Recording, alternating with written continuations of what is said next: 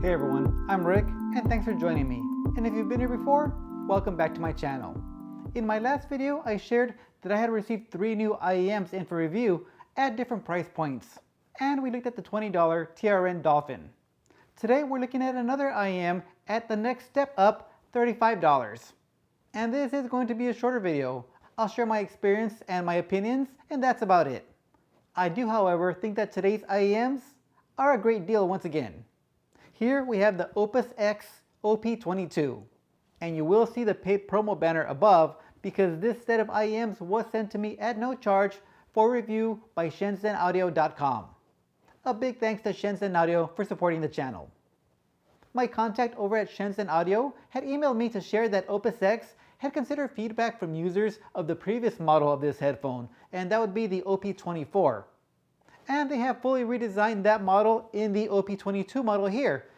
Now this new OP22 model does use a hybrid 2 dynamic plus 2 balanced armature driver configuration, while the older OP24 used a 2 dynamic plus 4 BA driver setup. And the OP22 does still retain the tuning mode dial for 2 sound modes as in the previous model. Looking at the packaging, it's nice. It's simple. We have a graphic on the outer sleeve on the front. On the rear, we have some specs and a chart that shows you the frequency response on the 2 tuning modes. However, this is pretty small for me and I had a heck of a time reading it. My old eyes cannot read this very good at all. So I'd probably refer you to Shenzhen Audio's website, and there you can see the graph much nicer. Sliding off the outer sleeve, we see a matte black box with the OoPusX logo. Opening it up, we see our IEMs up on top, and these do not have any tips pre-installed. I'll pop them out from behind.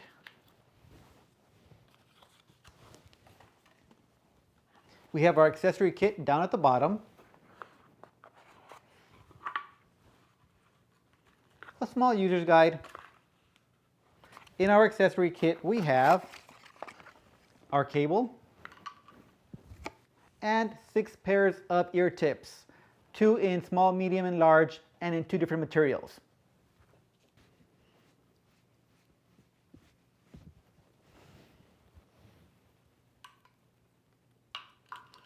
And that's all we get in the box. Fairly basic, but in line with the $35 asking price. Onto the cable. The cable is just okay, nothing special here. Oxygen-free copper, and we do get a fixed 3.5mm stereo plug on one side and a pair of 0.78mm pins on the other. But one complaint that I have about the cables, every time I do these reviews with cables, here on the IEM we have right and left marked R and L. In contrast, on the cable itself, this one does have an R and an L, but it's super hard to see. We have it right here, and the letter goes to the outside of the IEM to have it in the correct orientation. And I wish they would have added a little bit of color to that, so it'd be easier to distinguish the right from the left. I actually couldn't see this initially, and I had to run a stereo check to make sure I had them on properly. Only when I started zooming in to look at it did I see the R and the L. So OoPusX, please help us out here. Give me a little color there, or even better yet, a red dot and a blue dot to signify right and left. That'd just be easier on the eyes.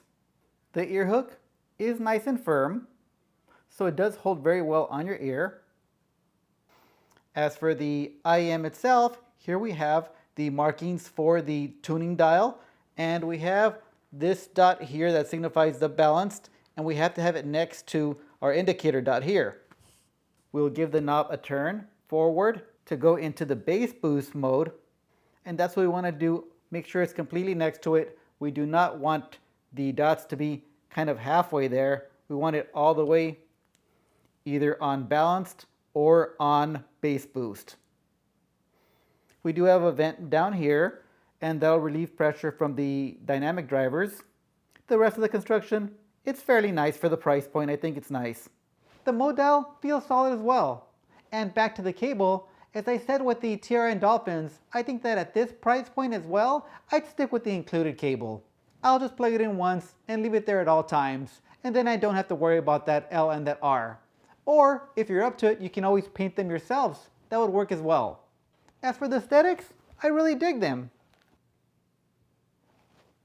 The OP22 only comes in this one colorway, and they call it Midnight Black. And it's a cool printed graphic, not very loud. It doesn't really scream for attention, so it's quite alright. As for weight, I got these coming in at 5.3 grams per IEM and 13.7 grams on the cable. And comfort is pretty nice, at least to my ears. Now let's look at specs. Again, the driver configuration is 2 dynamic plus 2 BA, impedance at 22 ohms, with a sensitivity of 124 decibels, and frequency response claimed at 10 Hz to 40 kHz. And for listening, I started off with my Fosse MD3, super dope little magnetic DAC here. It's really cool. I'll get to my review on this one. I think it's coming in at around $140-ish. However, the bulk of my listening was done with my Dunu Concept R CD player, and I use this one as a DAC and headphone amp connected to my computer, streaming through Tidal. With the Concept R, at its volume set to 40, is about as high as I would go for any prolonged period of time, but I was much more comfortable around 30 to 35, where I did most of my listening. And for this review, I just have 2 comparisons, so let's jump straight into those.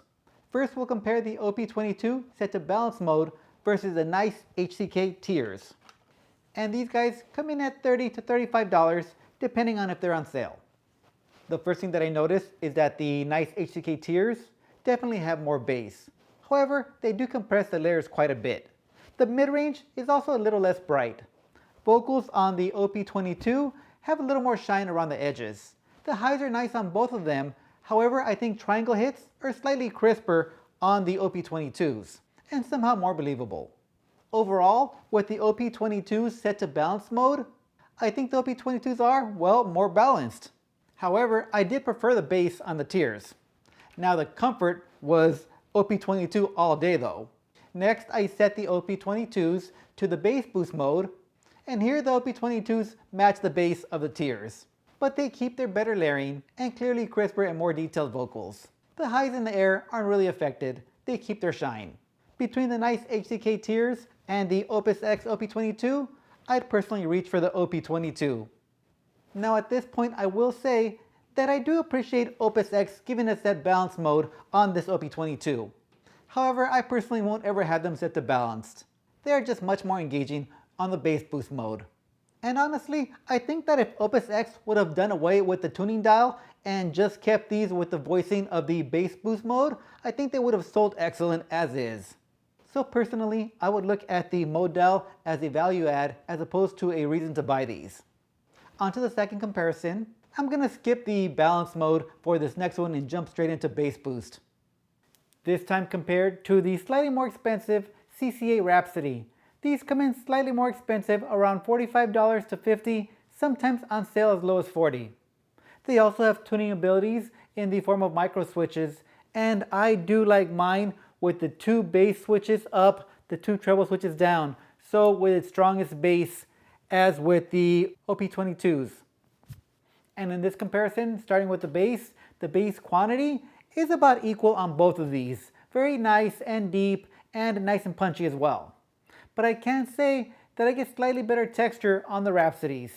However, the biggest difference between the Rhapsodies and the OP22s is in their presentation.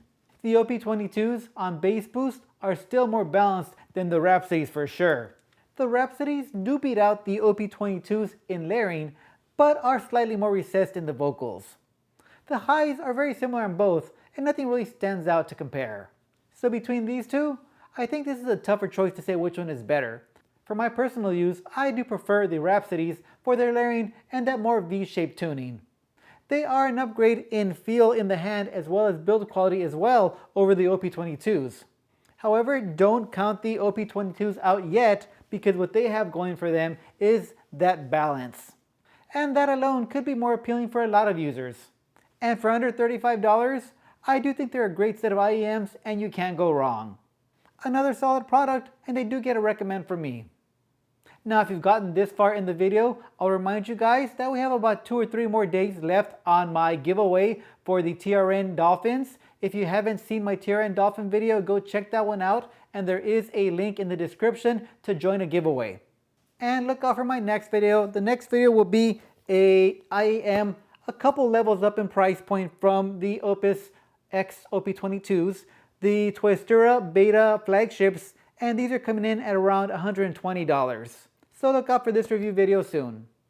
Alright guys, and thanks for watching. Don't forget to like and subscribe, and I'll see you on the next one.